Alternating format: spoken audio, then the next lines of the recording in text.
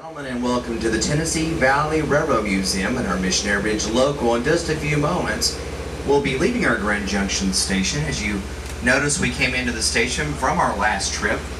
Returning from East Chattanooga, we ran up to the front side of the station all the way up the hill.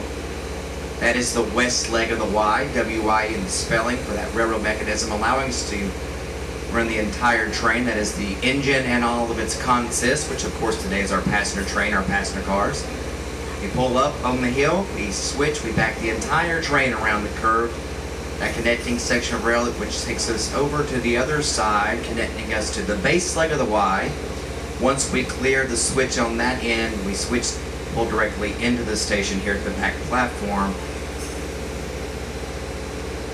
Depending on what time of year, depending on what locomotive we're using, we run to the front side and to the back side of the station. It just so happens today we're running the west leg first, so we'll be running that on the way back on a return trip. As we sit here at the platform, ladies and gentlemen, up and behind the station and on the hill is a main line. That mainline railroad was built and completed in the early 1950s. Once it was completed, it allowed the railroads to completely bypass, that is, go around Missionary Ridge, once known as Mission Ridge. Missionaries going throughout the region here. A pathway along Mission Ridge to speak and communicate, and of course eventually in an attempt to convert the Native Americans religion-wise, using that trek across what is now Missionary Ridge.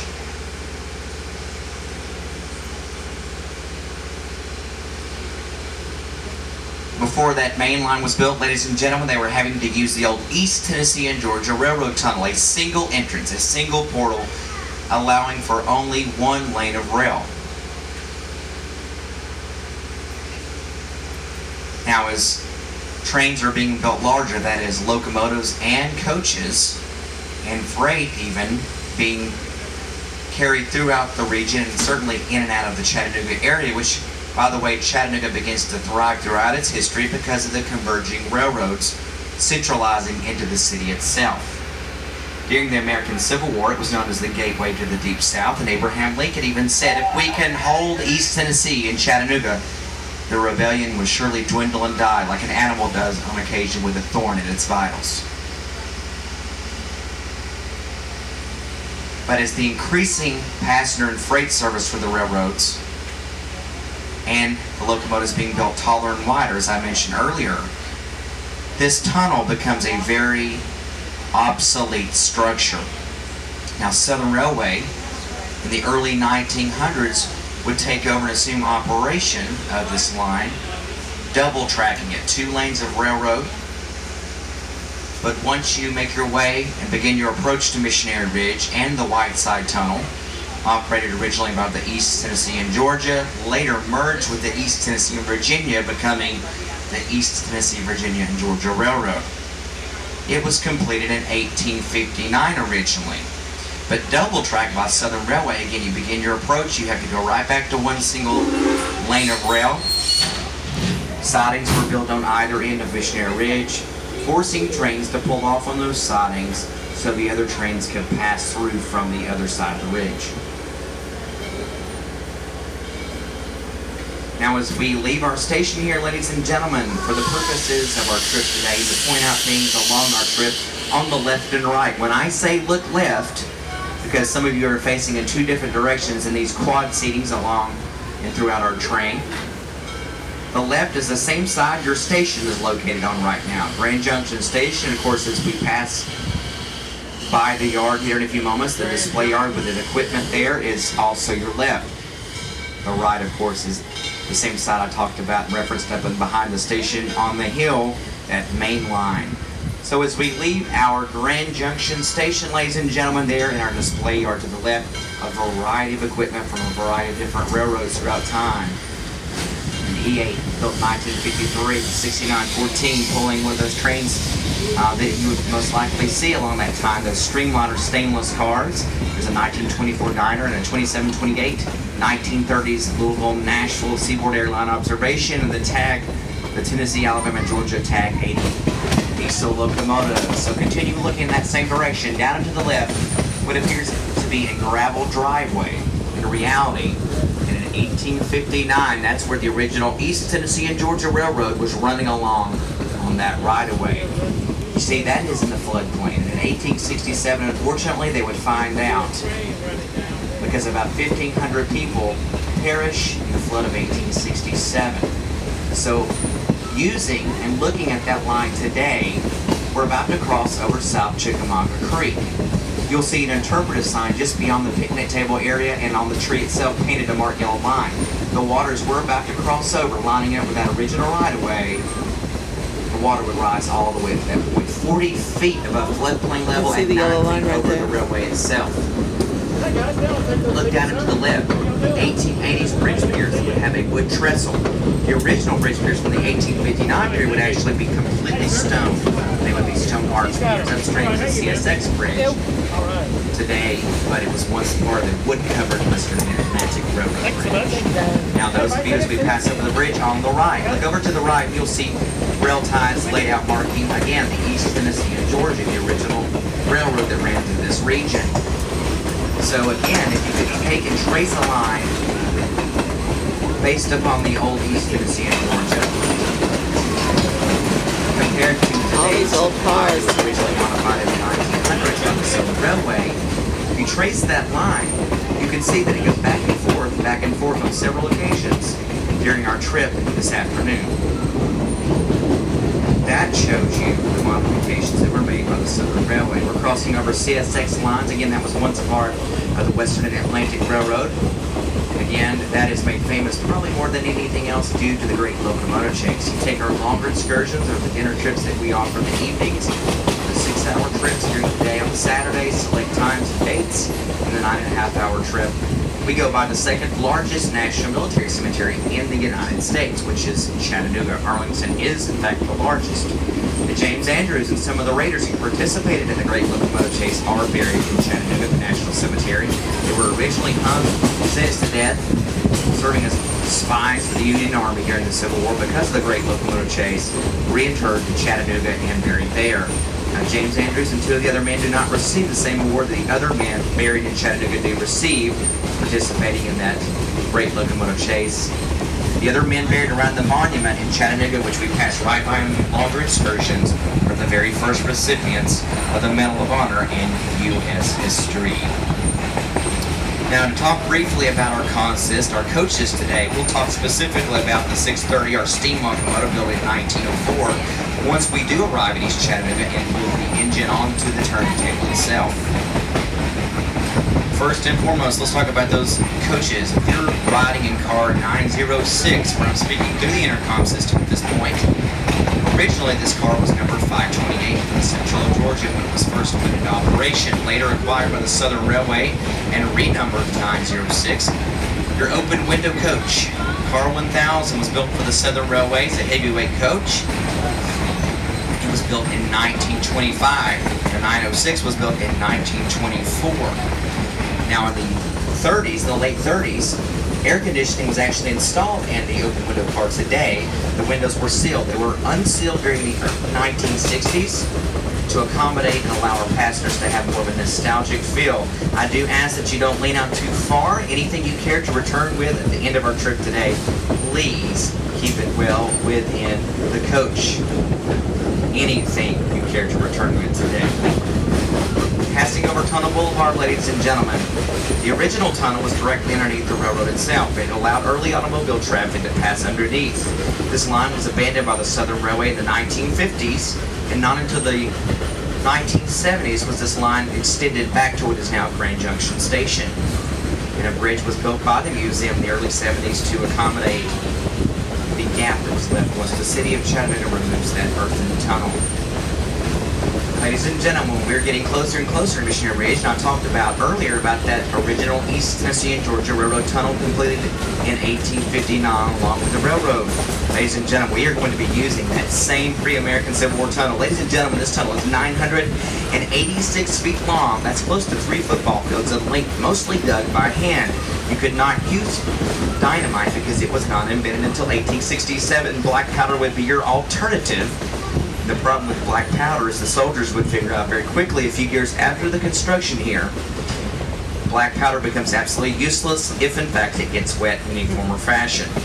Once we get up to the approach of the tunnel, you hear the whistle of our steam locomotive. If you have a flashlight app on your phone, I encourage you to get that out and ready. You can hold that up to the window or occasions throughout the tunnel, but there's only about 9 to 12 inches of clearance between your train and the tunnel walls.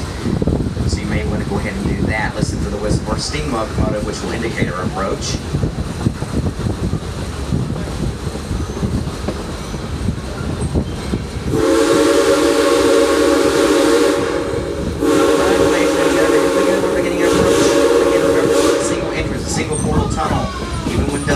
Ladies and gentlemen, 986 feet long, right around 3 football fields, mostly dug by hand, completed in 2 years' time, completed in 1859.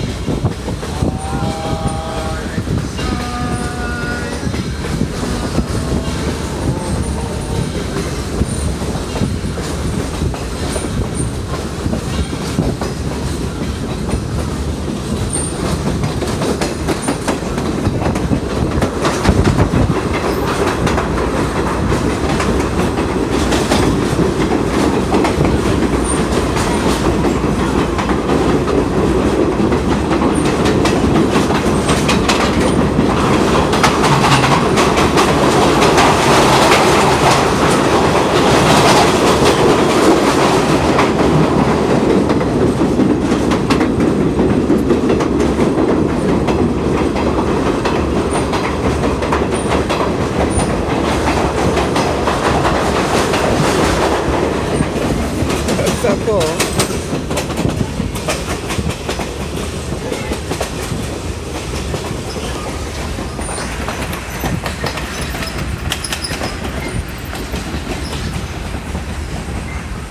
Focus, damn it.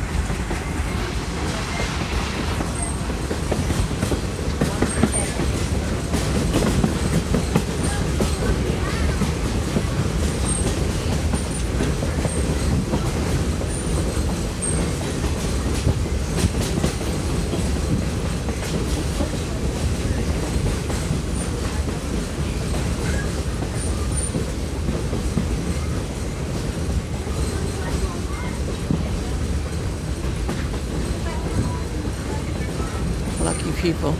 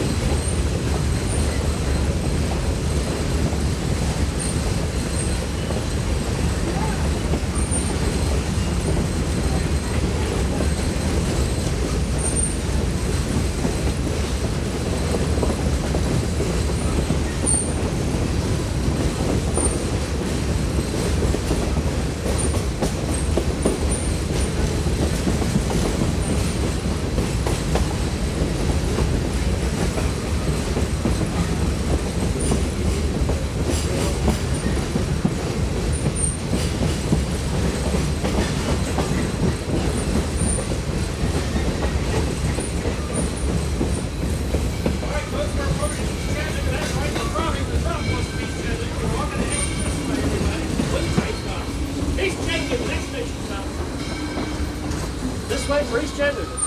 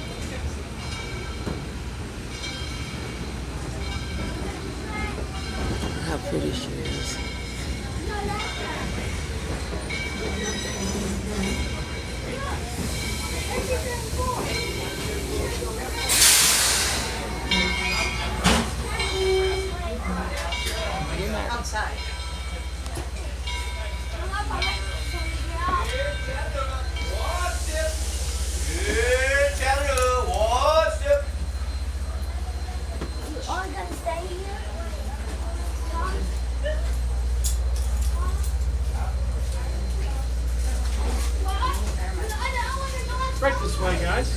Watch your step, ladies, gentlemen. Come on here, Chicago, Alabama. Yeah, I'm a little confused. Just to supporting two different teams. And the Green Bay Packers, too. All right. If everybody watch that.